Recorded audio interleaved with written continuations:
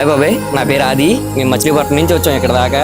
అసలు సంక్రాంతి అంటే ఏంటి, ఇంతవరకు రోజుల్లో సంక్రాంతి ఎలా చేసుకునేవాళ్ళు, అప్పుడు పద్ధతులు ఏంటి, ఇప్పుడు పద్ధతులు మొత్తం మారిపోయినాయి. మీ రోజుల్లో పద్ధతులు ఎలా ఉన్నాయి, సంక్రాంతి అంటే అసలు ఎలా చేసుకునేవాళ్ళు? మీరు 1000 రూపాయలు తీసుకెళ్తే 3 ఎచ్చాలు వచ్చాయి. 1000 రూపాయలకి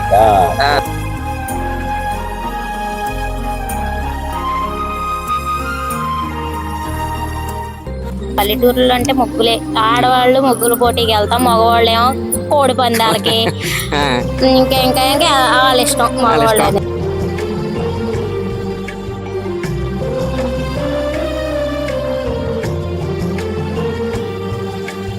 ఇక 3 రోజులు మట్టి పనికి తిరిగి వెళ్ళరు. ఇక 3 రోజులు ఎంజాయ్ చేయాలి అంతే. ఎంజాయ్ చేసామా లేదా?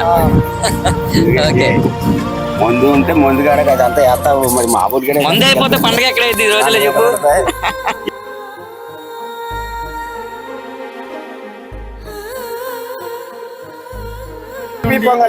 Happy pongal. Okay, thank you.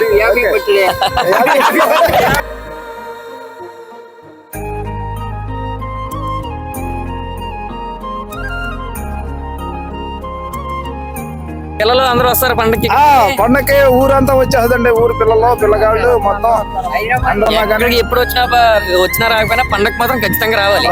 సంబరాలు జరుపుకోవాలి. ఊరంతా ముచ్చటగా